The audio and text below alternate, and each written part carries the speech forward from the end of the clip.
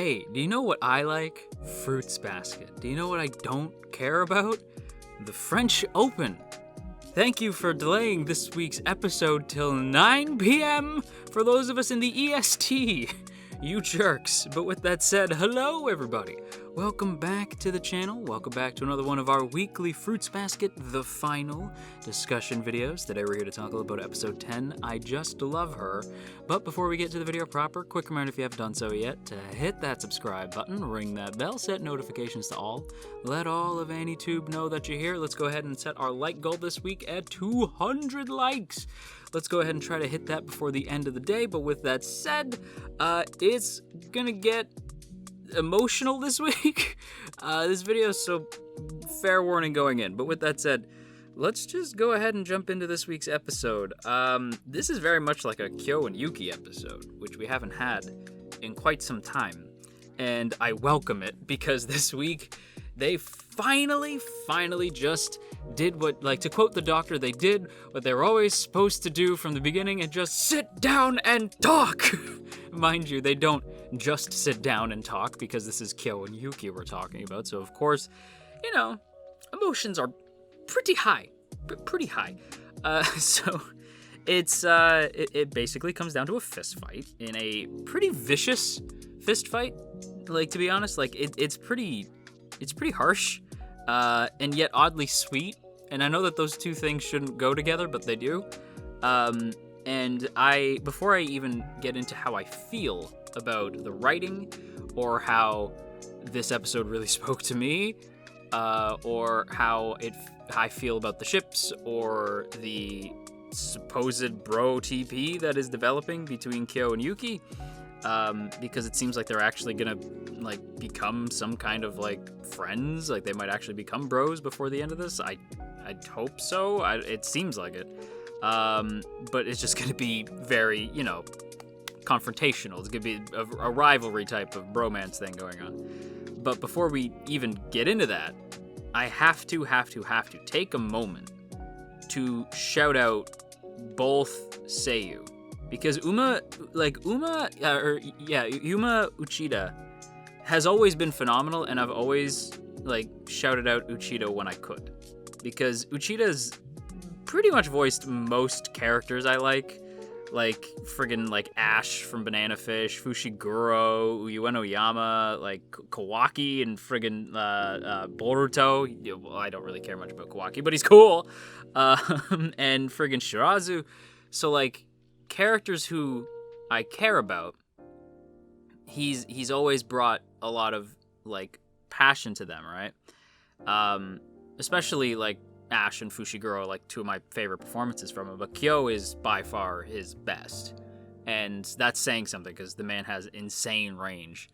But he really sold it as Kyo this week, like, really put Kyo through the ringer, really let him feel those emotions without, like, exploding, but still bringing that Kyo charm, like, towards the end of the episode where he's like, you shouldn't run right after leaving the hospital. Like, the way he flips from, like, oh, none of that mattered, into, you shouldn't run. Like, it's just Kyo, right? Like, Kyo flips on a dime.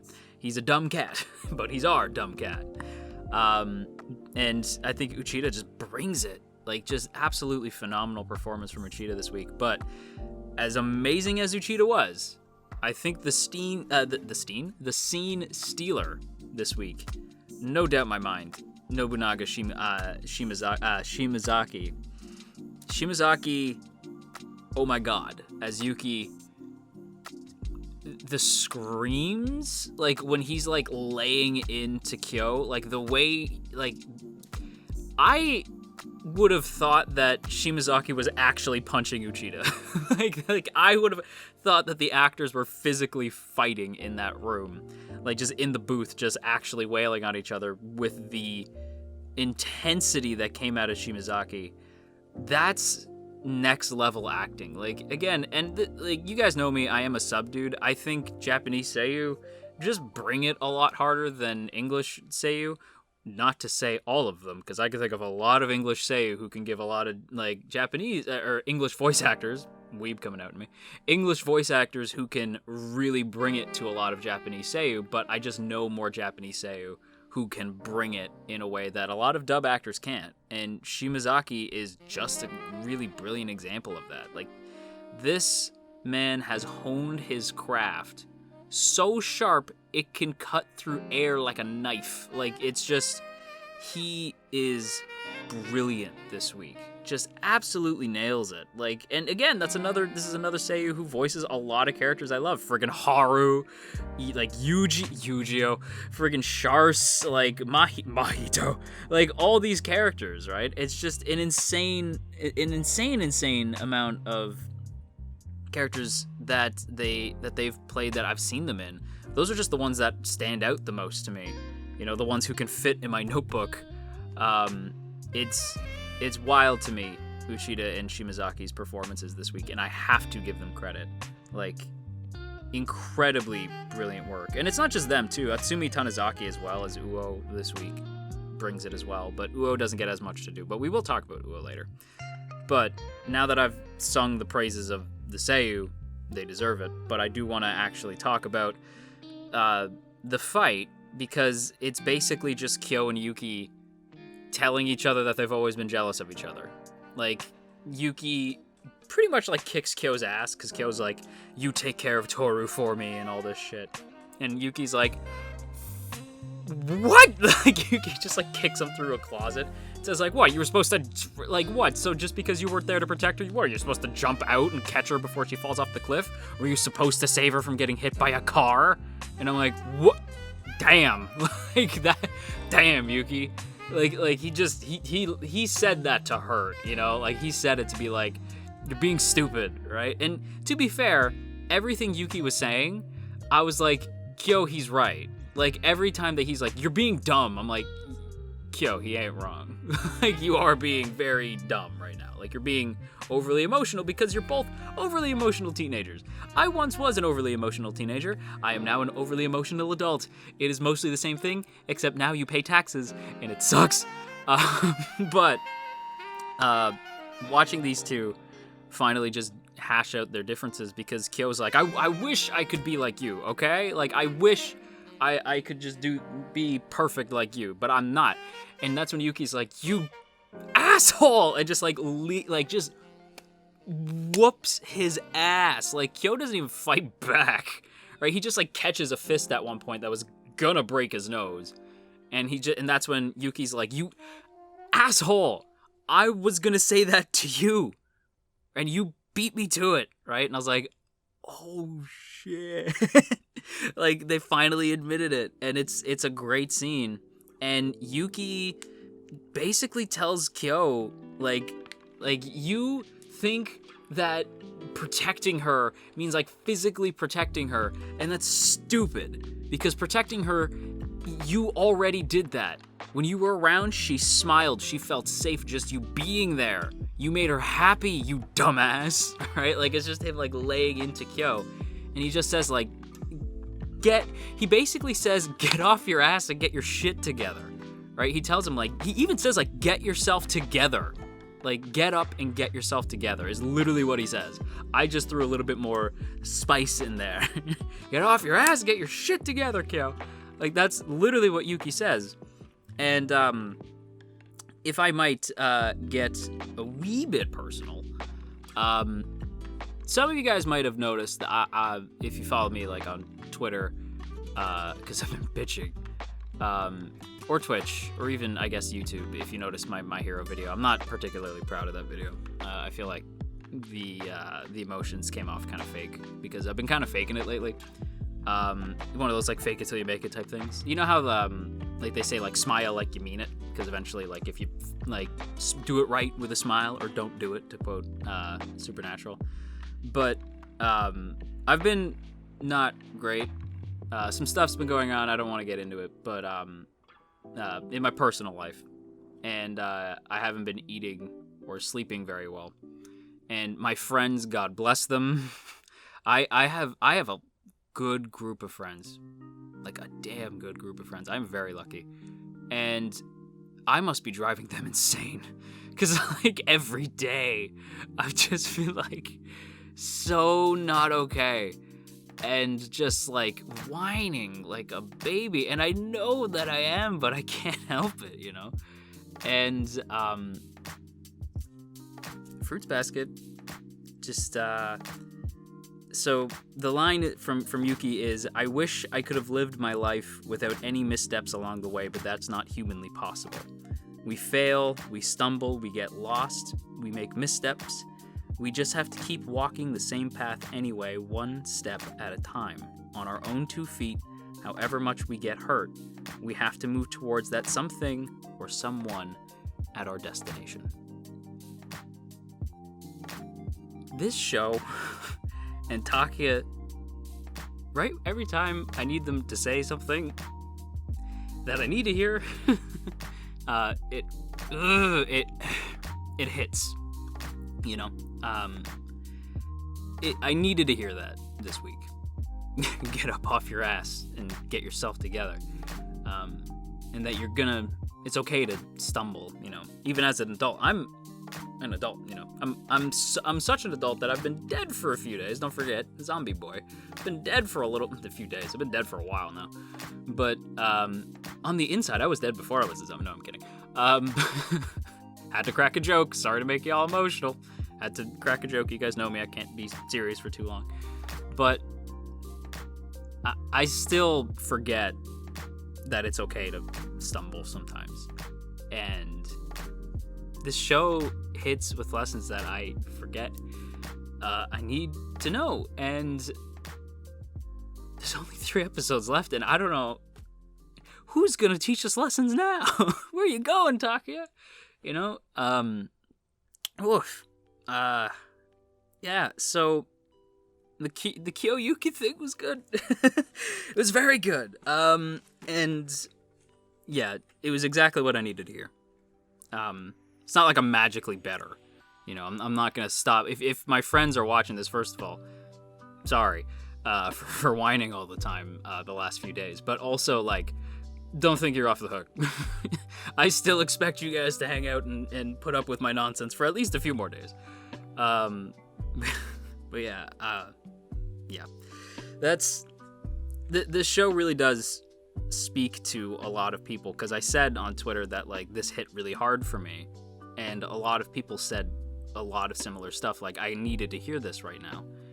And it's just always fascinating to me that this show, every week, it'll hit you with, like, right in the heart, right? It'll hit you with a lot of emotion. The drama is always really solid, but it also just knows what to say.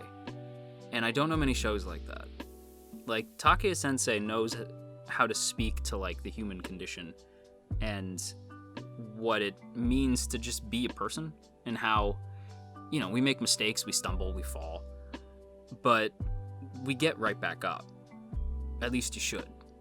You always should, you know? Like, you should always get back up, dust yourself off, and keep going. You gotta get yourself together, and you gotta just keep walking, because eventually there's gonna be something or someone at the end of your destination, you know? And you gotta keep walking to find out what that good thing could be. And that's what I walked away from this week, and I think ultimately when it comes to Fruits Basket, that's what I'll walk away from in general, is that it's okay to be not okay, you know?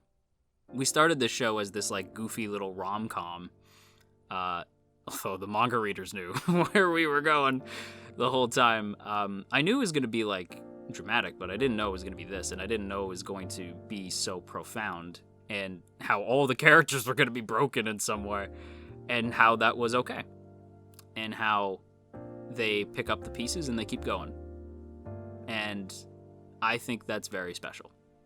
I think this show is very special, and I think I am going to miss it terribly when it is gone, but we don't want to focus on that right now. We want to focus on Kyoyuki, because Kyo doesn't just, like, hang out with Yuki the whole episode. There's other stuff that I haven't talked about yet, and that would be the fact that Kyo actually does go home.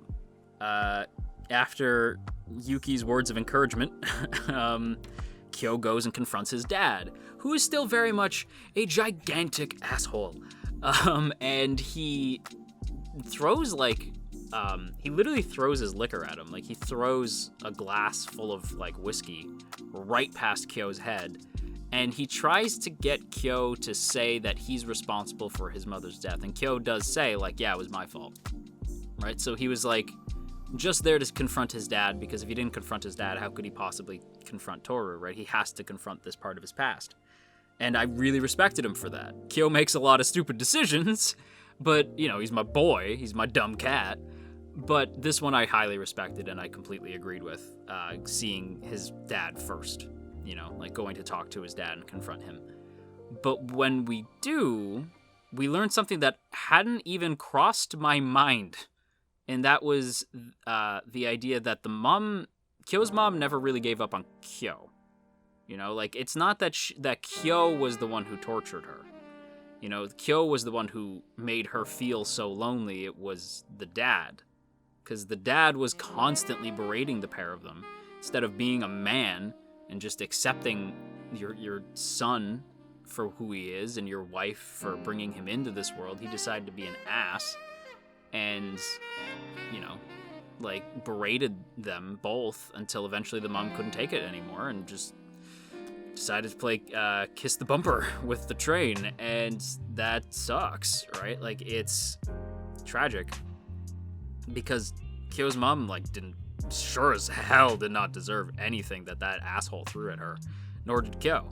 And it cost Kyo's mom her life. And his dad doesn't even give a damn. Like, he's more focused on himself. Like, you guys ruined my life.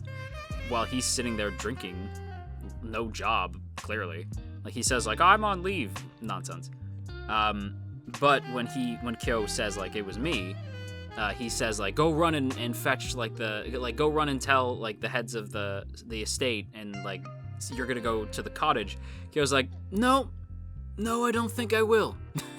Kyo's been watching Avengers. He's like, no, I don't think I will. And the dad's like, what do you mean? And he's like, I found somebody to live for, and I'm gonna try to keep on living. By the way, I'll come visit again. And Kyo's dad's like, no, you will not. And Kyo's like, yes, I will. He doesn't say it, but you can tell he's like, yes, I'm gonna. And Kyo's dad just continues to yell and scream at him.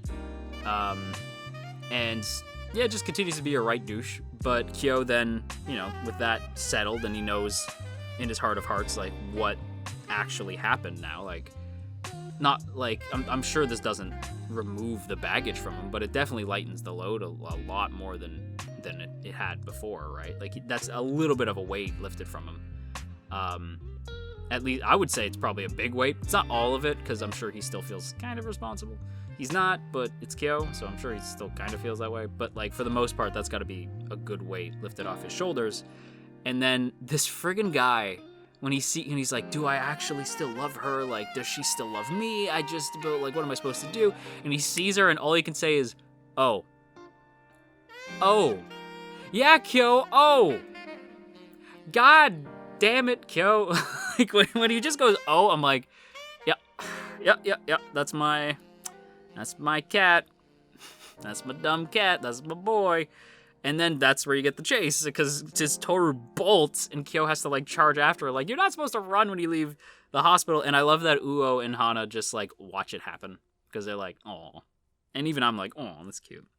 But speaking of aw, cute, Yuki, my God, like, Yuki, after he gives the speech that, you know, stabbed me in the heart and then healed it and made my heart grow 3 sizes, he has that whole monologue. And then he's sitting in the hallway after, like, where they had their kind of fisticuffs.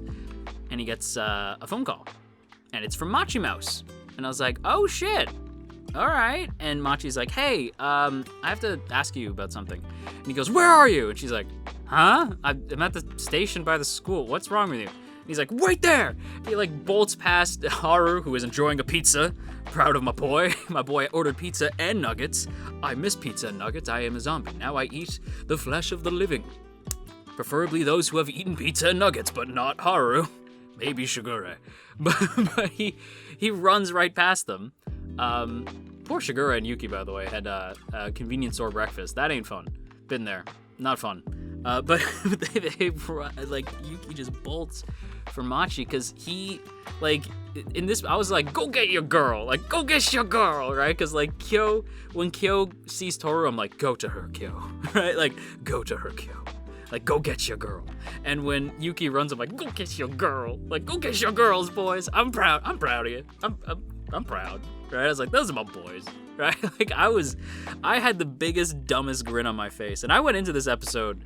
Again, not having a great time here, guys. I'm better now, though, because, like, I went into this kind of anxiety-ridden because of everything, and also just kind of grumpy, because I was like, y'all made me wait till 9 p.m. because of the French Open, right? So I was like, you made me wait till 9 p.m. to make a video. I'm gonna be up all night. But I was, like, all grumpy, kind of anxious. By the end of this episode, I was humming along to the song, like, like a big dumb grin on my face, like, go get your girls, boys, go get your girls. I was so proud. I love that Yuki just bolts for Machi. I wonder what Machi called him for. Like, I guess we'll find out next week. But he, like, makes a beeline for her. Like, he, like, runs his ass off. That was great. I've talked about this before, but the Yuki Machi ship like grew on me fast, like really fast. I love like Yuki Machi. I think Yuki and Machi Mouse, and it's funny. Don't forget, like I know I bring this up every time, but like everybody was stunned when I came up with like Machi Mouse, and everyone's like, "You have no idea how accurate that will eventually come to be." Right? That is an incredibly that is going to come to be a very accurate nickname. And I was like, I don't know what you mean, but okay. Because I only called her Machi Mouse because she was digging around in files like a mouse. Only to find out she gonna get herself a mouse, right? She gonna get herself a rat boy. And, yeah, that worked out quite well. But yeah, that's, romance is everywhere this episode. Like, which might make me feel some kind of way. But, like, I was mostly happy. But before we even get to Uo and Hattori, I think it's actually important to talk about Akito. Akito surprised the hell out of me this week. So we saw last week. Last week was pretty big. We know what happened with Akito. We get it, right? This week, you see, like, the aftermath of that and how they're actually behaving. It's still Akito. Like, I can see, like, the character design's the same, right? Which I appreciate, that it's not like suddenly she's wearing like all white or something. It's like, no, it's still Akito, right? Like, it's because, like going from all black to all white, like purity, innocence, right? Like she's been cleansed of her sins, right? Like that's what I was kind of worried about. It's like, no, she still looks like Akito. Like she looks like a badass. Like Akito, for all that she's done, Akito's always dressed to impress, So I'm like, Akito still looks great. But like it's the same outfit that you'd expect, like the black button up, like just looks good on her. But the way she holds herself is different. That's good. That's a good eye to detail. The way, like, so a character's posture is part of their design, right? Akito does not hold the same posture. Like Akito, like holding her one other arm and like kind of looking away. That's different, right? Because usually when Akito sees people who she feels like who she once felt rather above, right, as God, now it's like totally different. Like now she feels guilty for what she's done, especially towards Uo. Like you could tell she felt bad about that, and she should. I'm not forgiving her because I'm sure some people will be like, JoJo, I'm not forgiving, but I'm not gonna lie, I kind of like Akito now. Especially after she had that thing with the old hag, which is going to make a lot of people very happy and a lot of people very confused. I don't like Akito completely. It's not like I'm like, yes, Akito's a great person, blah, blah, blah.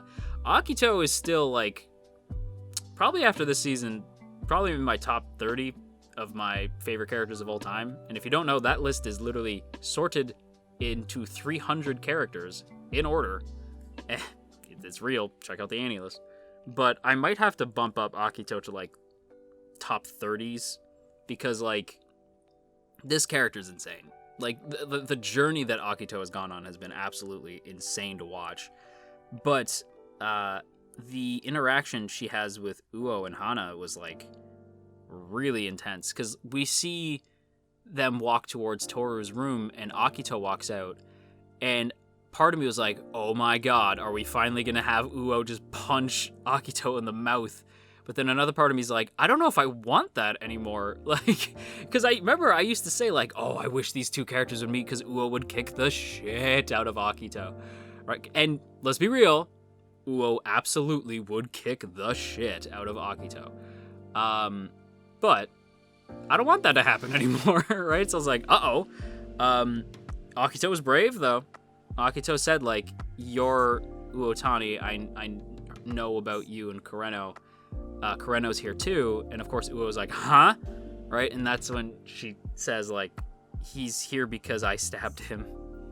Right? And I was like, oh, here comes a fist. Like, I was just like, oh, here comes a punch. I just knew, it was like, this ain't good. She hugs her. And Hana says, like, been pretty difficult, huh? And I was like, damn. Toru really leaves an impression on people, because that's a Toru move, to just hug them. But I think it was also a hug because it was Uo realizing, like, Akito is letting Kureno go. You know? Like, this is, like, the weight is lifted. And I don't really have anywhere else to mention this other scene, so I'm just going to mention it here. Akito letting everyone go is big. But it's big to the point where they're going to tear the cat cottage down. Okay. Like, when that line happened, I was like, what? Awesome? Like, I was like, what? Because, like, I didn't expect it to be taken care of like that. Like, I didn't expect the situation to sort of resolve itself that way. Because I'm not going to say it was easy, because in order to take the cat cottage down, you had to turn Akito, which was a friggin' nightmare to pull off for Toru, but she did it. But, like, I was just surprised, because I was like, I figured the cottage was still going to factor in somehow. But I don't think it's gonna. Like, at least not right now. And not this week.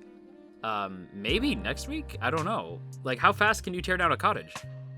But, yeah, Akito says to tear the cottage down, and I was shocked. And then when the old hag, who I love that everyone just refers to this character as the old hag, says that they're too stuck in their ways, and Akito just tells them, like, all right, stay that way, but I'm leaving. And Akito, like, that to me was powerful. Akito being like, all right, and you can stay that way. I'm walking out of here. That to me is like Akito letting go of the shackles that they put everyone in, you know? That's Akito saying, like, do what you want. Like, I don't care anymore. And to me, it was that, and it was also her saying, like, you can keep feeling like you're in the right.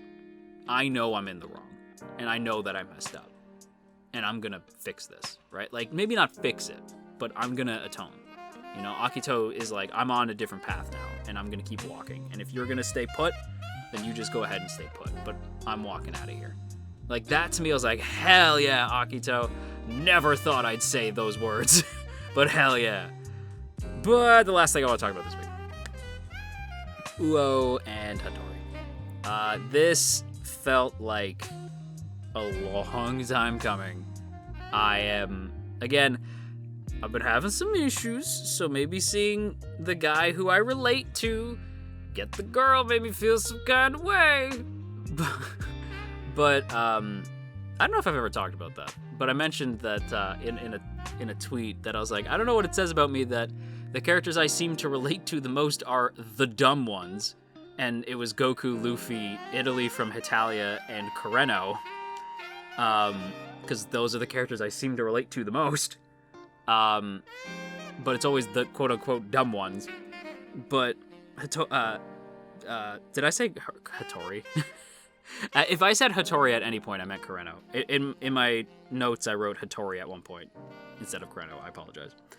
But, Kureno has always been the character who I've, like, related to the most. Because he... Like, I know it's a fault of mine, where it's like, no, I'm nice to a fault, right? My family's the same way, right? Just nice to a fault. Incredibly Canadian. And also big dumb. Big dumb. But seeing Kureno, like, get the girl and be happy, I was like, hell yeah, dude. Like, hell yeah, dude. Like, because Uo just shows up in his room and he's, like, looking out the window. And I thought it would be a bigger reaction from him because he just, like, looks over and he's like, oh, hey, Uotani, what's up? He's just, oh, hey, Uo, what's going on? She's like, yeah, not much, man. Like, it was just, like, very casual. Like, they don't actually say it like that, but it's just like, oh, hey, what's going on? Right? Like, and he says, like, look, I have one more thing I gotta do for Akito before I can fully leave. And I was like, what's that? And he's like, I have to completely abandon them, basically, right? He just says, like, I have to leave them alone, right?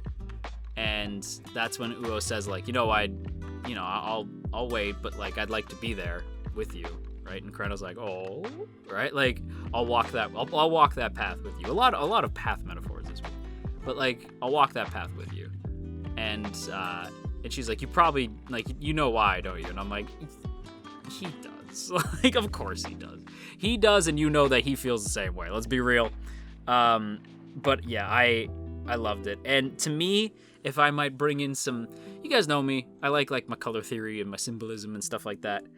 The friggin' shot of the two of them just like Kureno smiling and like looking over at Uotani, like knowing that they could be together now, and Uo saying, like, from now on, I'm a part of this. Like, I'm a part of his life from here on out.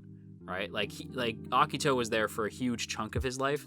I'm gonna be there for the rest of this. Right? I was like, hell yeah. Like, that was awesome. But, like, as she's saying that, the butterfly that was stuck inside flies out the window with the other butterfly. I was like, I see you. I see you, Fruits Basket. I see you, Ibata. Ibata's the director. I see you, Ibata. I know what you're doing. I know what you're playing at. And I see you, Takia, if that was in the manga. I know what you're doing. Don't play with my emotions like that. He's finally free. Dobby has been given a sock. Dobby is free. Kureno is free. Finally. Yeah, I love that the two butterflies fly off into the sunrise. A new day. You know, they fly off into the sky. And Kureno and Uo can finally be together. And that's freaking awesome. This episode... Whew, boy, this episode was a lot. This was a lot. Yeah, sorry for getting a wee bit emotional, but I like that my videos get a little personal sometimes. Especially since I'm going to be having like a VTuber character takeover soon. Videos are going to stay the same, don't get scared, but like my mannerisms are going to change a bit, and I'm going to have like lore, so I can't get as personal as I used to. So might as well soak it in now. But I probably still will, because I'm an emotional sap. Let's just be real. That's why I'm watching Fruits Basket. But with that said, let's end the video here. Thank you guys so much for watching. If you enjoyed, don't forget to boop that up snoot, share if you care, leave a comment down below, and of course, make sure that you hit that subscribe button and ring that bell, set notifications to all, let all of AniTube know that you're here. And before we go, as always, I want to give a big thank you to the good folks in the T Squadron. Look at these beautiful people. Look at all these beautiful names. And hey, if you would like to join these beautiful people, there are two ways to do so. The first is by hitting that Patreon link in the description. For just $1, you can have your name scrolling past the screen. Helps me out a ton. Or you could check out that join button right beside the sub button. Fair warning though, it's a little bit more than the Patreon link, but that's because you get like a badge next to your name in the comments and like some emotes to spam down there and stuff like that. So it's a little bit more, but if you want to help out, it's join button or Patreon link. Either way, super appreciated. So once again, a big thank you to the good folks in the T Squadron, and that is it. That is Fruits Basket. My God, 3 episodes to go. Can't think about it. Gotta go. Bye.